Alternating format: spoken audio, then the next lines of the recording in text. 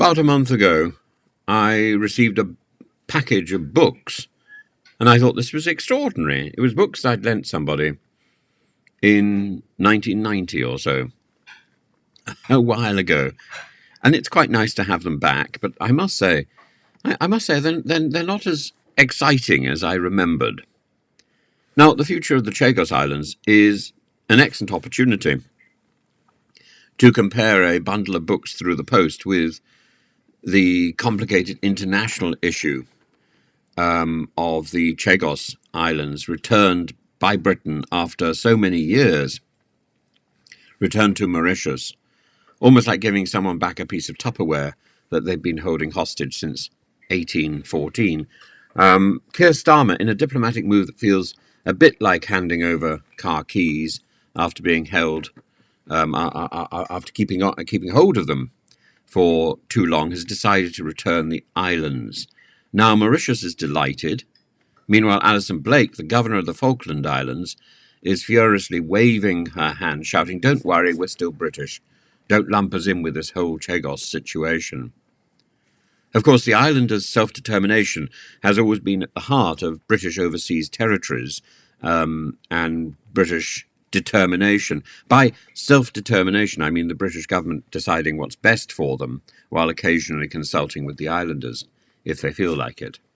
But Chagos is no Falklands, and that's where the comparisons fall flat. No one's planning on firing up a fleet to defend Diego Garcia. Britain is more likely to have an awkward Zoom call with Mauritius and call it a day.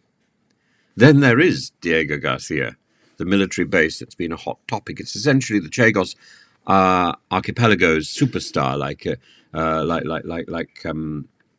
the possibility of Mauritius winning Wimbledon, and Britain would say, well, actually, we'd like to keep the trophy.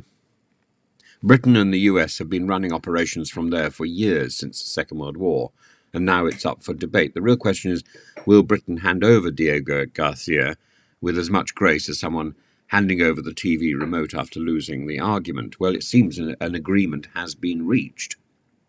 But let's not forget Nigel Farage, fuming in the corner, proclaiming that America will be furious, because clearly the one thing keeping US-UK relations afloat is an island in the middle of the Indian Ocean, like something out of Dr. Dolittle. No, Diego Garcia, no special relationship, seems to be the site of a century of diplomatic backslapping.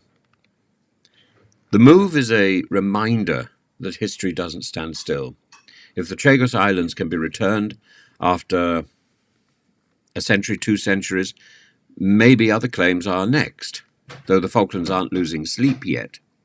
So if the future of the Chagos Islands is a step towards righting historical wrongs, and if nothing else is a lesson in the delicate art of giving something back without looking like you've admitted you borrowed it in the first place, there's a future to a post-imperial world. And that's something that not only should Britain take seriously, but those nations embarking on a new imperial career, like Russia, ought to consider very carefully. At what point do you give back what you've stolen?